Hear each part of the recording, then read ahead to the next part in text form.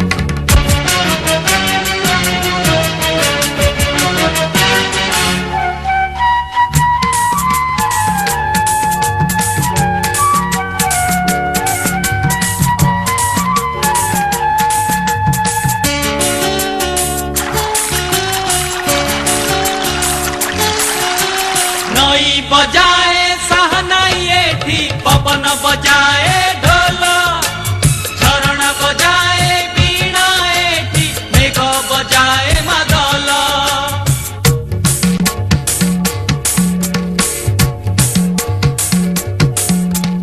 एई पानी मो पाई पदुक ए माटी मो चंदन सेई चंदने लेखा अछि जीवन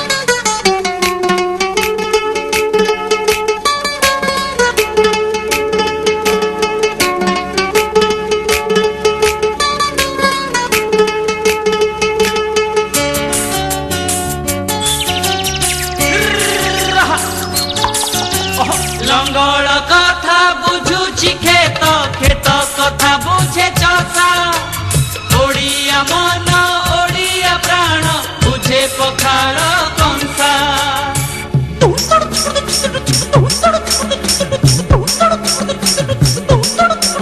सेई कंसारे ढेउ खेलुछि सबु ओडियांक आशा सेई आशारे गुणे से नीति बाई चढ़े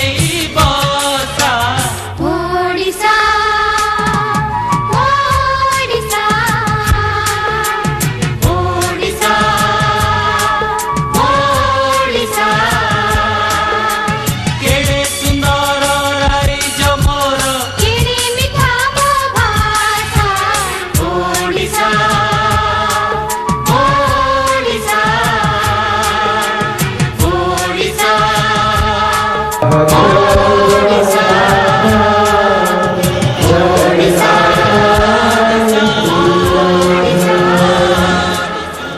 संहिताରେ ଲେଖା ଅଛି ବର୍ଷାଣା ଭାରତ ଶ୍ରେଷ୍ଠ ଦେଶାଣା ଉତ୍କଳ ସ୍ମୃତ ଉତ୍କଳସ୍ୟ ସମଦେଶ ଦେଶೋ ନାସ୍ତି ମହିତଲେ ଉଦୁପ୍ରଭାତ। ଆଜିର ଏହି ଅବିସ୍ମରଣୀୟ ଉତ୍କଳ ଦିବସ ଉପଲକ୍ଷେ ବିଦ୍ୟାଳୟର ସମ୍ମାନିତ ଅଧ୍ୟକ୍ଷ ଉପାଧ୍ୟକ୍ଷ ସମସ୍ତ ଶିକ୍ଷକ ଶିକ୍ଷୟିତ୍ରୀ ସମସ୍ତ କର୍ମଚାରୀବୃନ୍ଦ ଏବଂ ଆମ ପ୍ରତିଭାଗୀ ଛାତ୍ରଛାତ୍ରୀମାନଙ୍କୁ ହାର୍ଦ୍ଦିକ ଅଭିନନ୍ଦନ ଓ ଅଶେଷ ଅଶେଷ ଶୁଭେଚ୍ଛା। କେହି ଯଦି ପଚାରନ୍ତି ଆଜିର ଦିନଟି ଆମ ପାଇଁ କାହିଁକି ଅବିସ୍ମରଣୀୟ, ତେବେ ଆମେ କ'ଣ କହିବା ଦିନେଶ? ହଁ, ଆମେ କହିବା ଯେ ଆଜିର ଦିବସରେ ଆମ ମାତୃଭୂମି ଓଡ଼ିଶା ଏକ ସ୍ୱାଧୀନ ରାଜ୍ୟ ଭାବେ ପରିଗଣିତ ହୋଇଥିଲା।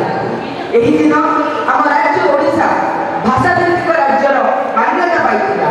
ତେଣୁ ଏହି ଦିବସଟି ଓଡ଼ିଶା ଇତିହାସରେ ଏକ ଅବିସ୍ମରଣୀୟ ଦିବସ। ପ୍ରତ୍ୟେକ ଓଡ଼ିଆ ଭାଷାଭାଷୀଙ୍କ ପାଇଁ ଗର୍ବ ଓ ଗୌରବର ଦିବସ। ଖୁବ୍ ବିଶାଳ ଆମର ଏହି ଓଡ଼ିଆ ଜାତି, ଖୁବ୍ ମହାନ ଏହାର ସଂସ୍କୃତି, ପୁଣ୍ୟ ମହାନଦୀ ମହୋଦଧି ମହାପ୍ରଭୁ ମହାପ୍ରସାଦ, ପୁଣି ଓଡ଼ିଆ ଜାତିର ମହାନତାକୁ ନେଇ ବର୍ଷ ବର୍ଷ ଧରି ବଞ୍ଚି ରହିଛି ଆମ ଜାତି। ତେବେ ଏହି ଜାତିର କଳା ସଂସ୍କୃତି ଆମର ଗୌରବ। ଆଜିକୁ 90 ବର୍ଷ ତଳର କଥା। ଉତ୍କଳ ପରାଧୀନତାରେ ନିଜ ସ୍ୱତନ୍ତ୍ରତା ହଜାଇ ବସିଥିଲା। ମରହଟ୍ଟା ଓ ଇଂରେଜମାନେ ଭାରତକୁ କବଳିତ କରି ରଖୁଥିଲେ। ଦରିଦ୍ରତାର ସୀମା ନଥିଲା। ଓଡ଼ିଆ ଭାଷା ଲୋପ ପାଇବାକୁ ବସିଥିଲା। ଇଂରେଜମାନେ ଓଡ଼ିଆ ବୁଝିପାରୁନଥିଲେ। ବଙ୍ଗଳାମାନଙ୍କର କୁଚକ୍ରାନ୍ତରେ ବଙ୍ଗଳା ଭାଷାର ପ୍ରଚାର ଘଟିଥିଲା। କିନ୍ତୁ ଓଡ଼ିଶା ମାଟିର ବୀର ସାହସୀ ସନ୍ତାନଗଣଙ୍କର ସାଧନା ସଂକଳ୍ପ ସଂଗ୍ରାମ ଫଳରେ 1936 ମସିହା ଏପ୍ରିଲ 1 ତାରିଖ ଦିନ ଆମ ଜନ୍ମଭୂମି ଓଡ଼ିଶା ଭାଷାଭିତ୍ତିକ ସ୍ୱତନ୍ତ୍ର ରାଜ୍ୟ ଭାବେ ମାନ୍ୟତା ପାଇଥିଲା। ସେ ଦିନଠାରୁ ଏପ୍ରିଲ 1 ତାରିଖ ଦିନଟିକୁ ଉତ୍କଳ ଦିବସ ଭାବେ ଆମେ ପାଳନ କରୁଛୁ। ତାହେଲେ ଆଜି ଭଳି ଦିନଟିକୁ ବିଳମ୍ବ କାହିଁକି? ଆମେ ମଧ୍ୟ ଆମ ବିଦ୍ୟାଳୟର ଏହି ଉତ୍ସବକୁ ଶୁଭାରମ୍ଭ କରିବା। ଆଜିର ଅତିଥି ତଥା ବିଦ୍ୟାଳୟର ସମ୍ମାନନୀୟ ଅଧ୍ୟକ୍ଷ ରେଭରେଣ୍ଡ ଫାଦର ରିକାର୍ଡୋ ପ୍ରଧାନ ସିଏମଙ୍କୁ ବିଦ୍ୟାଳୟର ସିଷ୍ଟର ସାଇଜି ଓ ସିଷ୍ଟର ରୀନା ପୁଷ୍ପଗୁଚ୍ଛ ପ୍ରଦାନ କରି ସ୍ୱାଗତ ଜଣାଇବା ପାଇଁ ମୋର ଅନୁରୋଧ।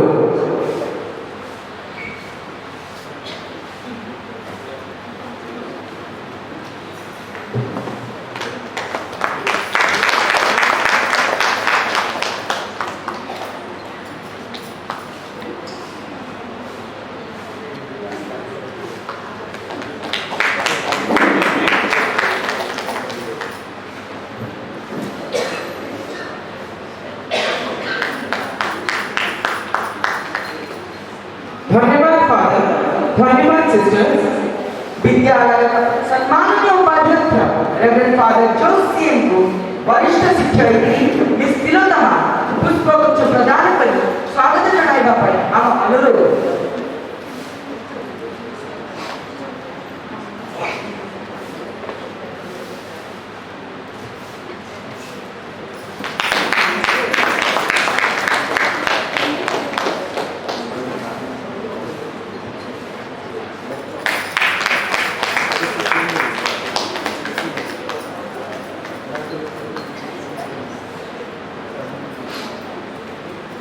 धन्यवाद फादर, धन्यवाद मिस।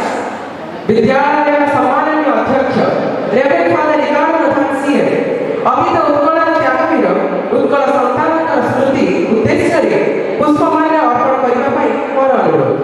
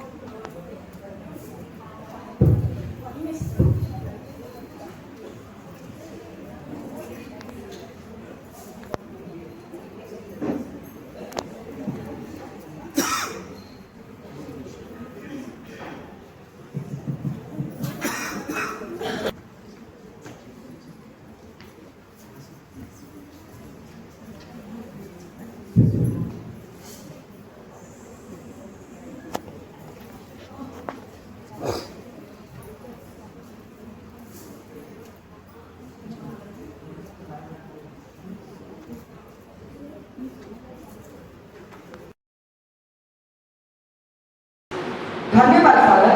वर्तमान विद्यालय वरिष्ठ शिक्षयित्री मिस तरती को अनुरोध जे से मध्य उत्कल संतान मानक पटचित्र रे पुष्पमाल्य अर्पण करें।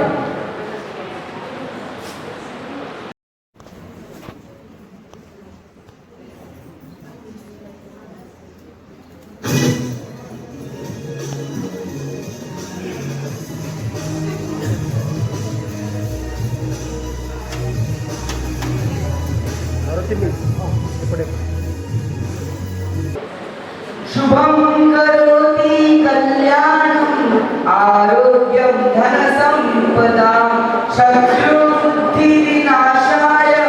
दीपं ज्योतिर्नमोऽस्तुते। दीपं ज्योतिर्परं ब्रह्म दीपं ज्योतिर्जनार्दन दीपो हरतु मे पापं दीपं ज्योतिर्नमोऽस्तुते।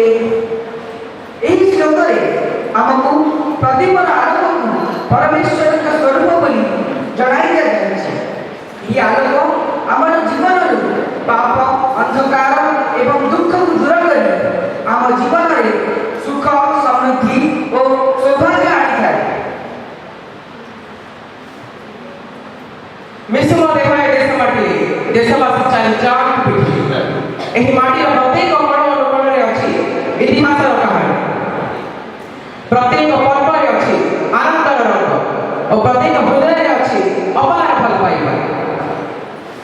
ଯାହା ପାଣି ପବନ ମଧୁଠୁ ମିଠା ଯାହା ଭାଷାରେ ମହକ ଛୁଟି କେତେ ଯେ ବୀର ଚାଲି ଯାଇଛନ୍ତି ତାହାରି ସୁରକ୍ଷା ଦୃଷ୍ଟି।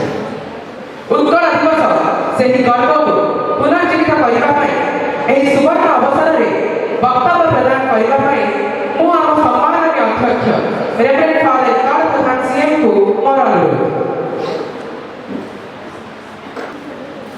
প্রিয় শিক্ষক শিক্ষকবৃন্দ, সম্মাননীয় যাজক জজ, অতি প্রিয় ছাত্রছাত্রীগণ,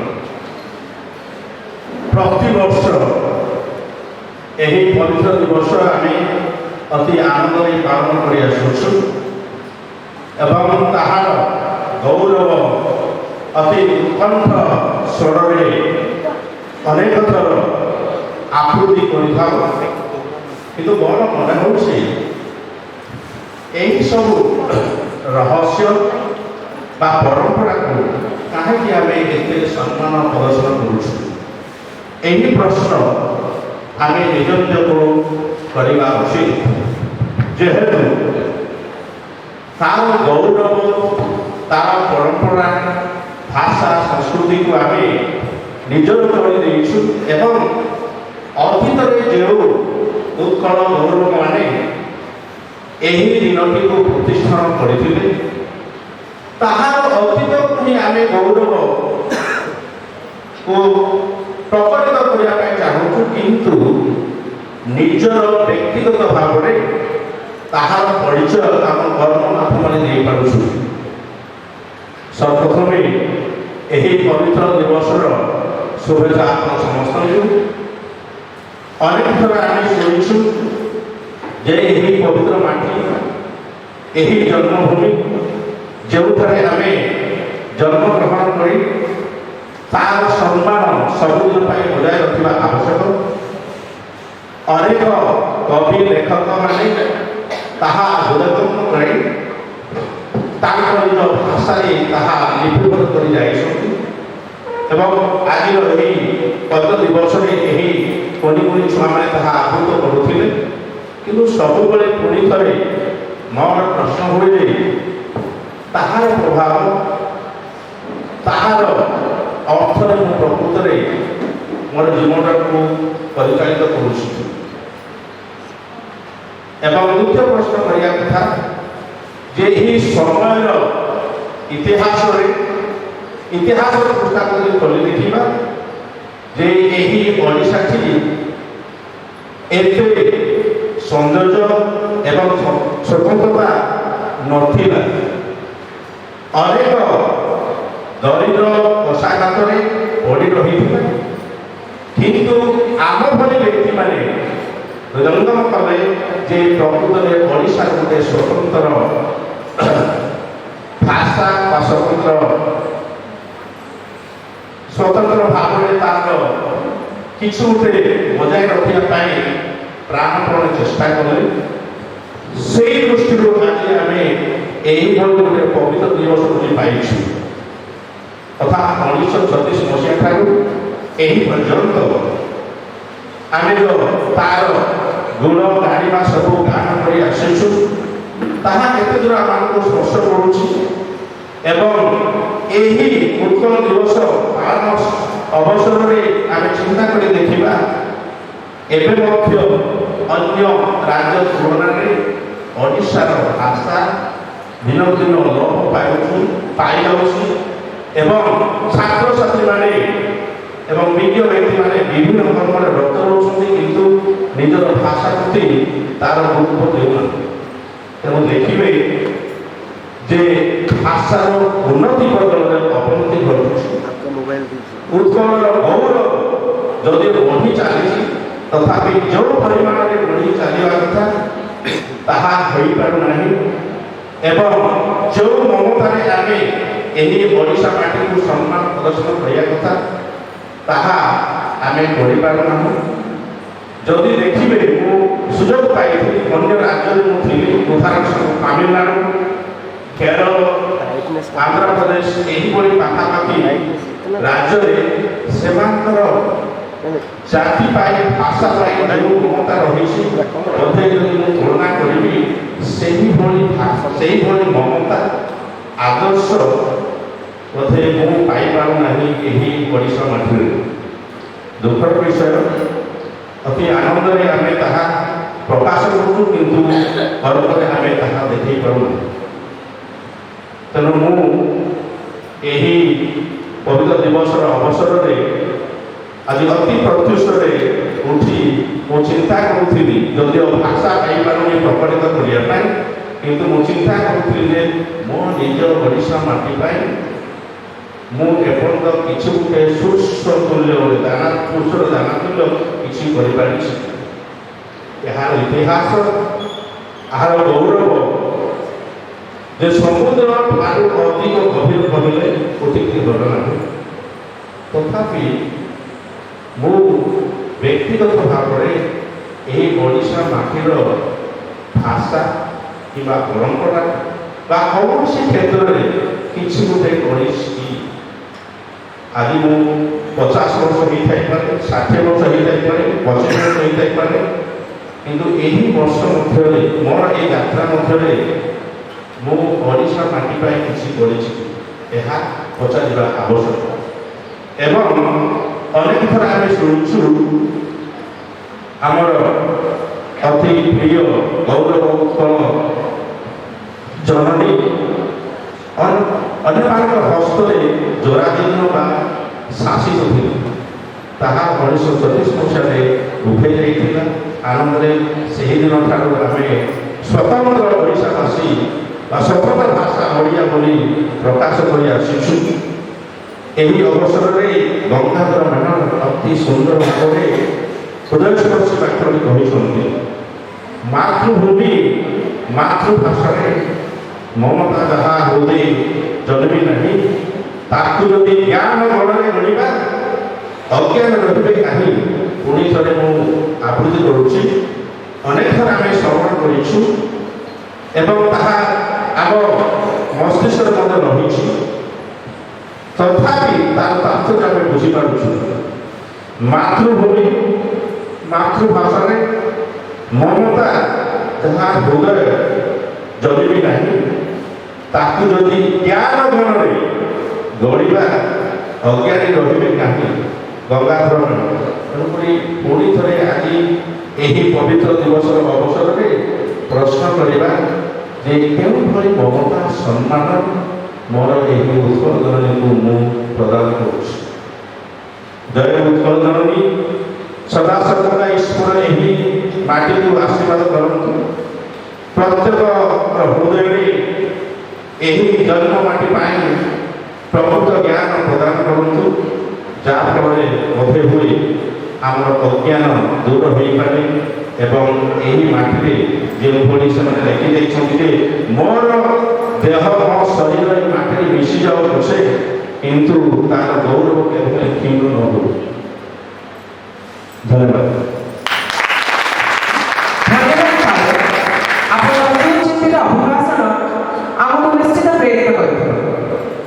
ଓଡ଼ିଆ ଲୋକଗୀତ କେବଳ ଗୀତ ନୁହେଁ, ଏହା ଆମ ଗାଁ ମାଟିର ସୁଗନ୍ଧ, ଗ୍ରାମୀଣ ଜୀବନ ଓ ଲୋକମାନଙ୍କ ଅଭିଜ୍ଞତାକୁ ନେଇ ଗଢ଼ି ଉଠିଥିବା ଏକ ସଜୀବ ଏବଂ ସ୍ୱତନ୍ତ୍ର ପରମ୍ପରା, ଯାହା ପିଢ଼ିରୁ ପିଢ଼ିକୁ ଭାବନାର ସେତୁରେ ବାନ୍ଧି ରଖେ। ସଙ୍ଗୀତ ଆମ ସଂସ୍କୃତି, ଐତିହ୍ୟ ଏବଂ ପରମ୍ପରାର ଅନ୍ୟତମ ଅନନ୍ୟ ପରିଚୟ। ଅନୁଭୂତିର ଅଭିବ୍ୟକ୍ତି ହେଉଛି ସଙ୍ଗୀତ, ସୁଖ ଦୁଃଖର ସାଥୀ ହେଉଛି ସଙ୍ଗୀତ। ତାହେଲେ ଜଗଦାନ ମାତୃଭୂମି ଓଡ଼ିଶା ପାଇଁ ଦ୍ୱିପଦ ସଙ୍ଗୀତ ତୁମେ ଗାଇପାରିବ? ହଁ, ଚେଷ୍ଟା କରିବ। আমি ওড়িয়া ভাষা বড়িয়া উৎকড়িয়া জনম তাহারি গোড়ে জনমনে জীবন ধন্য। আমি উৎকল সন্তান, আমি উৎকল সন্তান, উৎকল সন্তান, আমি উৎকল সন্তান। ହଁ ଠିକ ଅଛି ଜଗଦାନ, ତୁମେ ବୋଲିବା ଢଙ୍ଗକୁ ଆଉ ଟିକେ ସୁବ୍ୟବସ୍ଥିତ କରି ଏବଂ ଆଉ ଟିକେ ସୁମଧୁର କଣ୍ଠରେ ଗାଇପାରିବେ ଆମ ଗାୟକ ସାଥୀମାନେ। ଆମ ପ୍ରିୟ ସାଥୀବୃନ୍ଦଙ୍କୁ ମଞ୍ଚ ଉପରକୁ ଆସି ନିଜର ସଙ୍ଗୀତ ପରିବେଷଣ କରିବା ପାଇଁ ଆମ ଅନୁରୋଧ।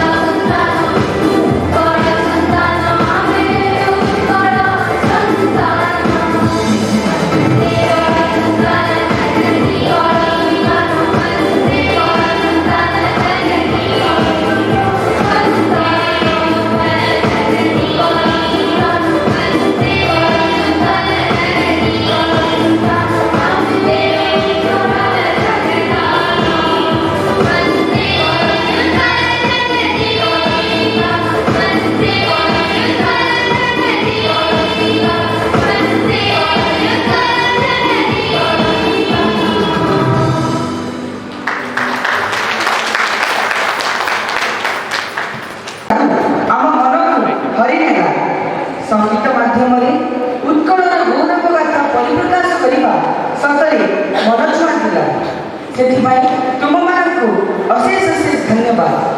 ସାକ୍ଷୀ ଅଛି ଦୟାଳୁ, ସାକ୍ଷୀ ଅଛି ଧଉଳି ପାହାଡ଼, ବହିଥିଲା ରକ୍ତରଶ୍ମ। କଳିଙ୍ଗ ଯୁଦ୍ଧରେ ବୀରପୁତ୍ରମାନେ ଦେଖାଇଥିଲେ ଶକ୍ତି ଓ ସମର୍ଥର ପରାକ୍ରମ। ଉତ୍କଳର ସ୍ପର୍ଶ ମାତ୍ରେ ଚଣ୍ଡାଶୋକ ପରିଣତ ହୋଇଥିଲା ଧର୍ମାଶୋକରେ। ଉଠରେ ଉଠରେ ଉତ୍କଳ ସନ୍ତାନ, ଉଠିବ ତୁ କେତେ ଦିନ? ପୂର୍ବ ଗୌରବ ପୂର୍ବ ସାହସ କରୁନାହିଁ କିରେ ତୋର ମନେ? ଅତୀତ ଉତ୍କଳୀୟ ପ୍ରକୃତି କର୍ମ ଓଡ଼ିଆ ଜୀବନ ପାଇଁ ଅଭିପ୍ରେତ ଚେଷ୍ଟା ନିଷ୍ଠା ଓ ତ୍ୟାଗ, ସେମାନଙ୍କର କର୍ମ ହେଉଛି ଆମ ଭବିଷ୍ୟତର ମୂଲ୍ୟ ମନ୍ତ୍ର। ତେବେ ଚାଲନ୍ତୁ ଉତ୍କଳ ସନ୍ତାନଙ୍କ ଗୌରବ କଥା ଶ୍ରବଣ କରିବା। ବର୍ତ୍ତମାନ ଆମ ବିଦ୍ୟାଳୟର ନବମ ଶ୍ରେଣୀର ଛାତ୍ରୀ ମହୁଆ ଦାସ ମଞ୍ଚ ଉପରକୁ ଆସି ଜନ୍ମଭୂମି ବିଷୟରେ ପାଠ ପ୍ରଦାନ କରିବା ପାଇଁ ମୋର ଅନୁରୋଧ। ଯେଉଁ ଭୂମିର ମାଟିରେ ଇତିହାସର ସୁଗନ୍ଧ, ଯେଉଁ ଆକାଶରେ ସଂସ୍କୃତିର ଉଜ୍ଜ୍ୱଳ ଆଲୋକ, ସେହି ପବିତ୍ର ଉତ୍କଳ ଭୂମିକୁ ମୋର ସତ୍ ସତ୍ ପ୍ରଣାମ। ଶୁଭ ସକାଳ ସମ୍ମାନନୀୟ ଅଧ୍ୟକ୍ଷ ପାଦରୀ କାବ୍ୟ ପ୍ରଧାନ ସିଏମ୍, ଉପାଧ୍ୟକ୍ଷ ପାଦ ଝୋଷ ସିଏମ୍, ମୋର ପୂଜ୍ୟ ଓ ପୂଜ୍ୟ ଶିକ୍ଷକ ଶିକ୍ଷୟିତ୍ରୀ। ଆଜିର ଏହି ଶୁଭ ଅବସରରେ ସମସ୍ତଙ୍କୁ ମୋର ଉତ୍କଳ ଦିବସର ହାର୍ଦ୍ଦିକ ଅଭିନନ୍ଦନ। ଉତ୍କଳ ଦିବସ ଆମ ପାଇଁ କେବଳ ଏକ ସାଧାରଣ ଦିନ ନୁହେଁ, ବରଂ ଏହା ଆମର ଗୌରବମୟ ଇତିହାସ ଓ ପରିଚୟର ଜୀବନ୍ତ ପ୍ରତୀକ। ଏହି ଦିନ ଆମକୁ ଆମ ରାଜ୍ୟର ଗଠନ, ସେଥିପାଇଁ ହୋଇଥିବା ସଂଘର୍ଷ ଓ ସେହି ସଫଳତାର କାହାଣୀକୁ ମନେ ପକାଏ, ଯାହା ଆଜି ଆମକୁ ଗର୍ବିତ କରେ ଓ ଆମର ହୃଦୟକୁ ଗୌରବରେ ଭରିଦିଏ। ଏହି ପରିଚୟ କେବଳ ଏକ ନାମମାତ୍ର ନୁହେଁ, ବରଂ ଏହା ଆମର ସମୃଦ୍ଧ ସଂସ୍କୃତି, ପରମ୍ପରା ଓ ଐତିହାସର ସୁନ୍ଦର ସମାହାର। ଏହି ସଂସ୍କୃତିକୁ ଆମକୁ ମହାପ୍ରଭୁ ଜଗନ୍ନାଥଙ୍କ ଧାମ ସହିତ ଯୋଡ଼ି ରଖେ, ଯେଉଁଠାରେ ଭକ୍ତି ଓ ଏକତାର ଭାବନା ସଦା ଜୀବନ୍ତ ଅଛି। ସେହି ପରମ୍ପରାକୁ ଅନୁସରଣ କରି ଆମର ଓଡ଼ିଶୀ ନୃତ୍ୟ, ପଟ୍ଟଚିତ୍ର, ଶିଳ୍ପକଳା ଓ ବିଭିନ୍ନ ପର୍ବପର୍ବାଣି ଆମ ସଂସ୍କୃତିକୁ ଆହୁରି ସଜୀବ ଓ ଆକର୍ଷଣୀୟ କରିଥାଏ।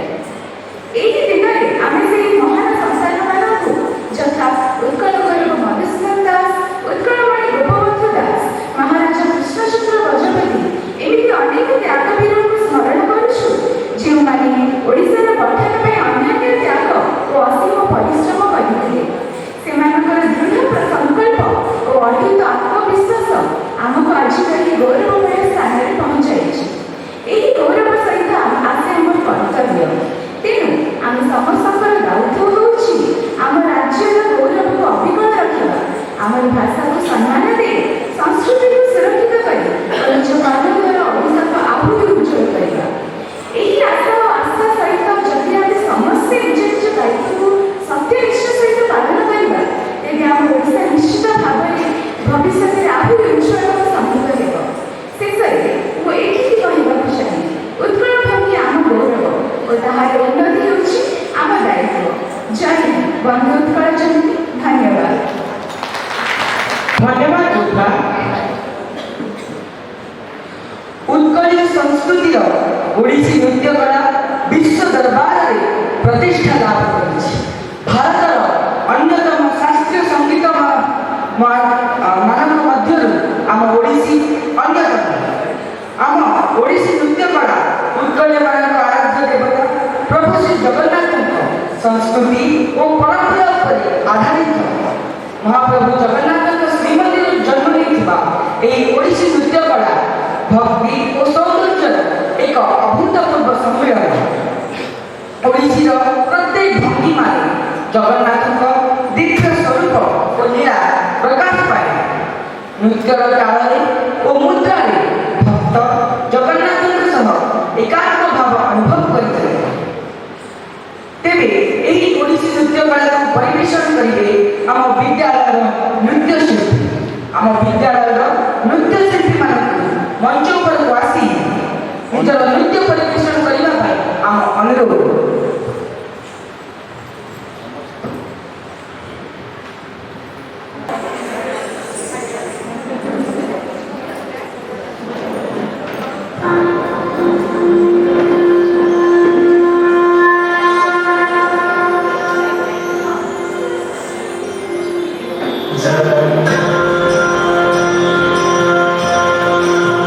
श्री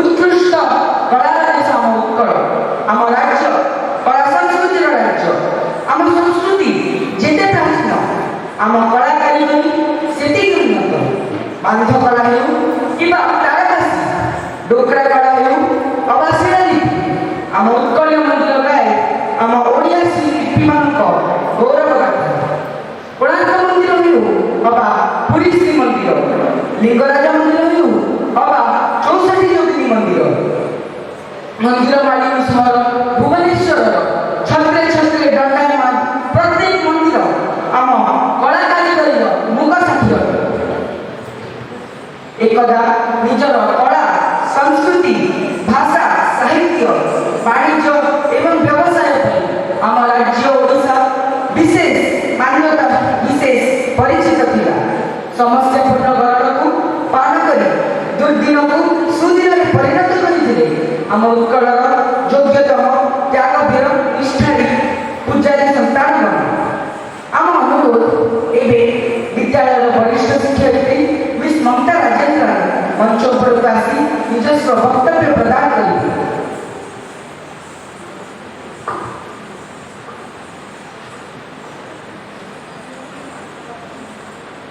पूजास्पद अध्यक्ष महोदय निगाड़ प्रधान सिंह उपाध्यक्ष फादर जोशी मोर सहकर्मी वृंद और पिलाମାନେ कालीठारू मु बहुत किछि प्रस्तुत करी कहबा किंतु मो पूर्व सूचना प्रदान करथिबा जगदाना आ अनिमेष सब किछि कहिदेले तापर फादर मध्य बहुत किछि कहिदेले तेणु मो पाखरे आउ किछि जदि मु कहिबी जहाँ भी प्रस्तुत करी आपण मानकु विरक्त लागिब बा आम बरहपुर भाषा विचार लागिब तेणु केवल एक शिक्षयित्री हिसाब से मुझे तर्जमा करी भावे तेणु मोबाइल रखी चली आसी फादर कहले गोपबंधु लिखी मिशु मोर देह ए देश माटी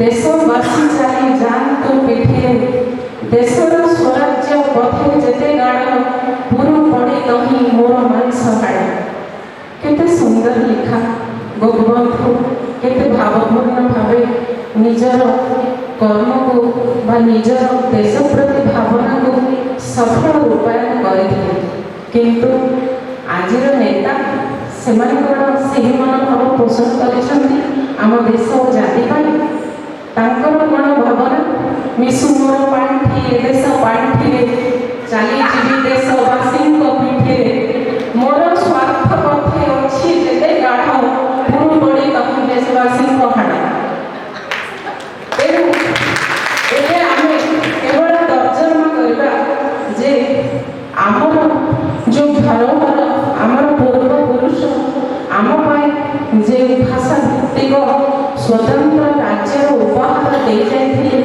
आमे ताकू किपरि रखे जेपरि जगदानंद कहला वर्षाना भारत श्रेष्ठ देशना उत्कल पूरा विश्व भितर आम भारत श्रेष्ठ आ भितर श्रेष्ठ होइछ राज्य उत्कल कौन भाई आम चारि धाम अच्छे बद्रीनाथ द्वारिकानाथ रामेश्वर जो भी जी अच्छा बद्री अच्छा से नाम है बद्रीनाथ द्वारिकानाथ अच्छा तेणु ता नाम है द्वारिकानाथ रामेश्वर अच्छा तेणु से नाम है रामेश्वर किंतु पुरी में जी अच्छा आम कौन ताको पुरीनाथ बोली कहू ना कौन कहू जगतरनाथ जगन्नाथ तेणु ओडिया आम ओडिया आम भाषा ओडिया आम जाति ओडिया आमर राज्य ओडिया श्रेष्ठ तेणु यही जो कवि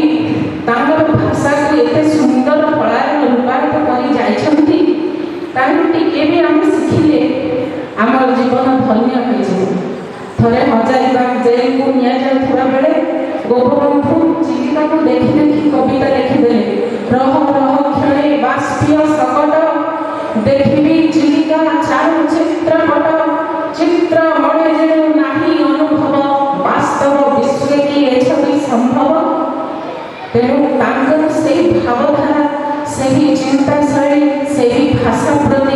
ମମତା ଆମର ସମସ୍ତଙ୍କର ରହିବା ବିଧେୟ।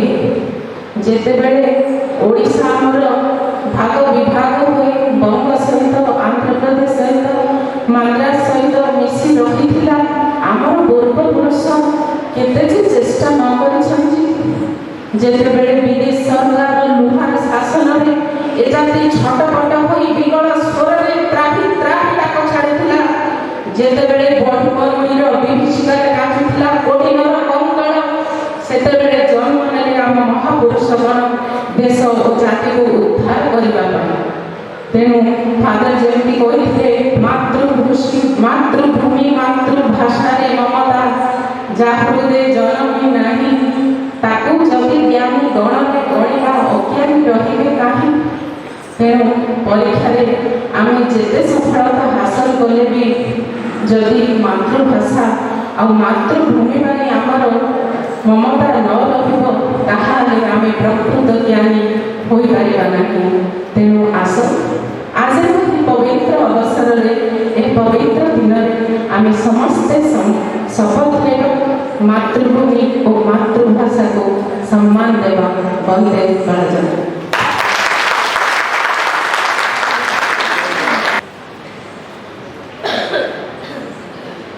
ଧନ୍ୟବାଦ ମିସ୍, ଆପଣଙ୍କ ସୁଚିନ୍ତିତ ଉତ୍କଳ ଭାବ ପ୍ରକାଶ ଆମକୁ ନିଶ୍ଚିତ ଉତ୍ସାହିତ କରିବ। ଆମ ଇତିହାସ ଭଳି ଆମ ସଂସ୍କୃତି ଆମ ଐତିହ୍ୟ ବେଶ ବେଶ ପୁରୁଣା। ଯେଉଁ ଯାତ୍ରାରେ କାଳିଆ ଠାକୁର ଭାଇ ଭଉଣୀଙ୍କୁ ଭକ୍ତମାନଙ୍କ ଅପାର ଭକ୍ତି ଓ ଉଲ୍ଲାସ ମଧ୍ୟରେ ନିଜ ମାଉସୀ ଘରକୁ ଯାଆନ୍ତି, ତାହା ହେଲା ରଥଯାତ୍ରା। ଆମ ଯାତ୍ରା ଭଳି ଆମ ନାଚ ମଧ୍ୟ ବହୁ ପୁରୁଣା। ଖାରବେଳଙ୍କ ସମୟରେ ରାଣୀ ଗୁମ୍ଫାରେ ଓଡ଼ିଶୀ ନୃତ୍ୟର ଝଲକ ଦେଖିବାକୁ ମିଳେ। ଓଡ଼ିଶୀ ନୃତ୍ୟ ହେଉଛି ଆତ୍ମାର କଥା, ପୁରୁଣା ସଂସ୍କୃତି ଓ ଗୋପନ କଥା। ଓଡ଼ିଶା ମାଟିର ପ୍ରତିଟି ଅଞ୍ଚଳରେ ଅଛି ସ୍ୱତନ୍ତ୍ର ନୃତ୍ୟ କଳା ପ୍ରସିଦ୍ଧ ଲାଭ କରିଛି। ତେବେ ସେହିଭଳି ପ୍ରଥମେ ଆପଣ ଦେଖିବେ କୋରାପୁଟ ଅଞ୍ଚଳର ଲୋକନୃତ୍ୟ ଢେମ୍ସା ନୃତ୍ୟ, ଯାହା ଆଦିବାସୀ ସଂସ୍କୃତିର ଜୀବନ୍ତ ଚଳଚ୍ଚିତ୍ର। ନୃତ୍ୟରେ ସମୂହ ଏକତା ଓ ଆନନ୍ଦକୁ ପ୍ରକାଶ କରାଯାଇଛି। ତାପରେ ଆପଣ ଦେଖିବେ ପଶ୍ଚିମ ଓଡ଼ିଶାର ପ୍ରସିଦ୍ଧ ସମ୍ବଲପୁରୀ ନୃତ୍ୟ, ଯାହାର ତାଳ, ଲୟ ଓ ରଙ୍ଗୀନ ପୋଷାକ ଦର୍ଶକମାନଙ୍କୁ ମୋହିତ କରିବ। ବର୍ତ୍ତମାନ ଆମ ବିଦ୍ୟାଳୟର ବିଦ୍ୟାର୍ଥୀମାନେ ମଞ୍ଚକୁ ଆସି ନୃତ୍ୟ ପରିବେଷଣ କରିବା ପାଇଁ ମୋର ଅନୁରୋଧ।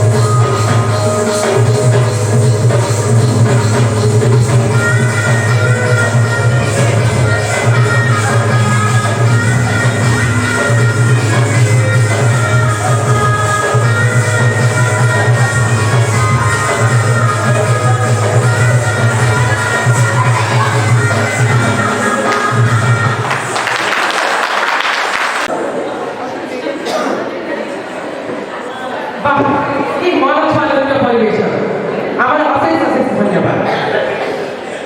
ଖୁସିର କଥା ଏହିକି ଯେ ଆଜିର ଏହି ପ୍ରଯୁକ୍ତି ବିଜ୍ଞାନର ଯୁଗରେ ମଧ୍ୟ ଦେଶ ବିଦେଶରେ ରହୁଥିବା ପ୍ରତ୍ୟେକ ଓଡ଼ିଆ ଏପ୍ରିଲ ମାସ 1 ତାରିଖକୁ ମନେ ପକାଇ ଏହି ଦିନକୁ ନାନା ଉତ୍ସାହ ଏବଂ ଉଦ୍ଦୀପନାରେ ପାଳନ କରୁଛନ୍ତି।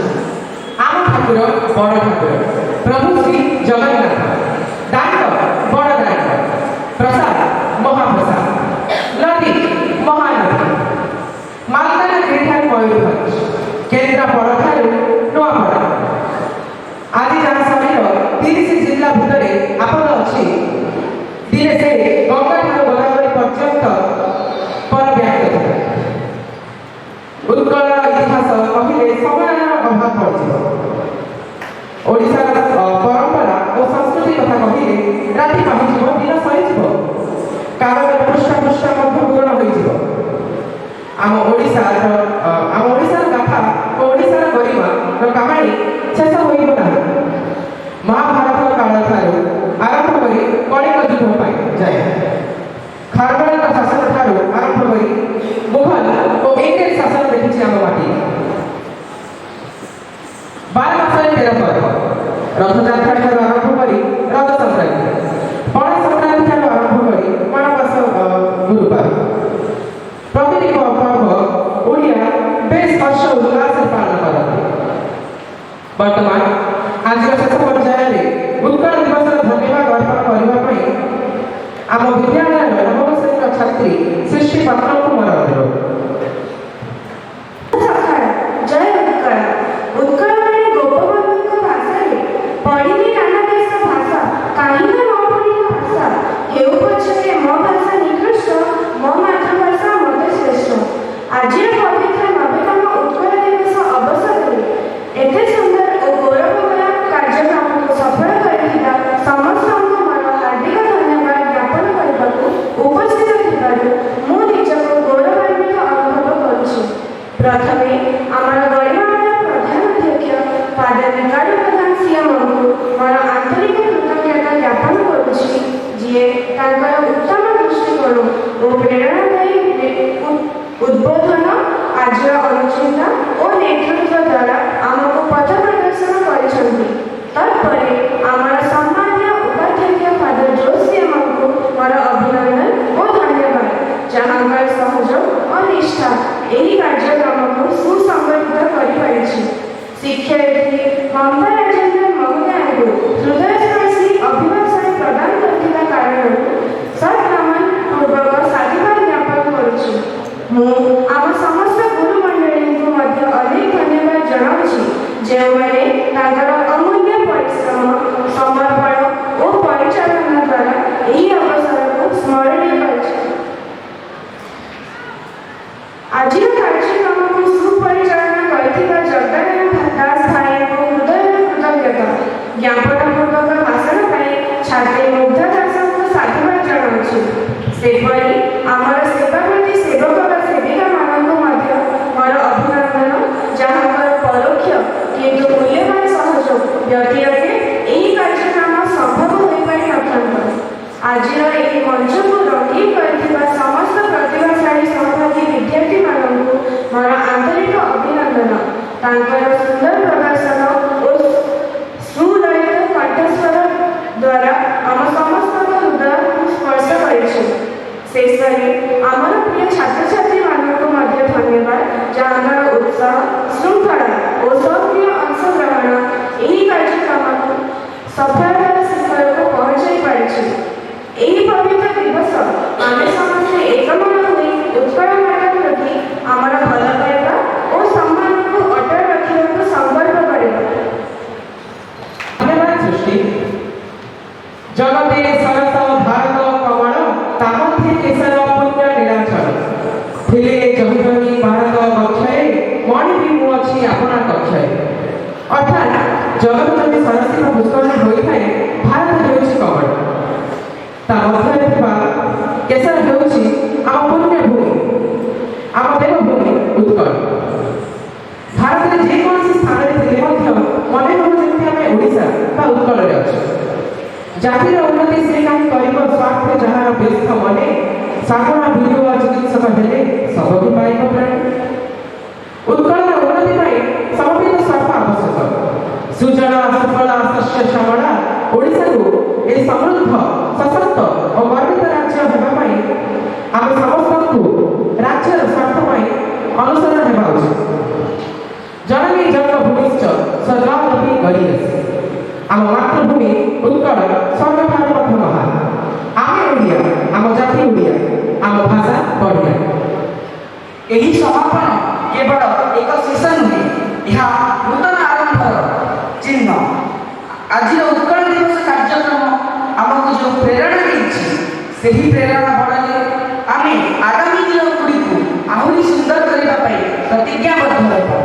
ଆମ ଲୋକ ସଂସ୍କୃତିକୁ ବିଶ୍ୱ ଦରବାରରେ ପ୍ରତିଷ୍ଠିତ କରି ପ୍ରଭୁ ଶ୍ରୀ ଜଗନ୍ନାଥଙ୍କ ଆଶୀଷରେ ଓଡ଼ିଆମାନଙ୍କ ପ୍ରତିଭାରେ ଆମେ ବିକଶିତ ଓଡ଼ିଶା ଗଠନ କରିବା ପାଇଁ ଚେଷ୍ଟା କରିବା, ଏହା ଆମର ଲକ୍ଷ୍ୟ।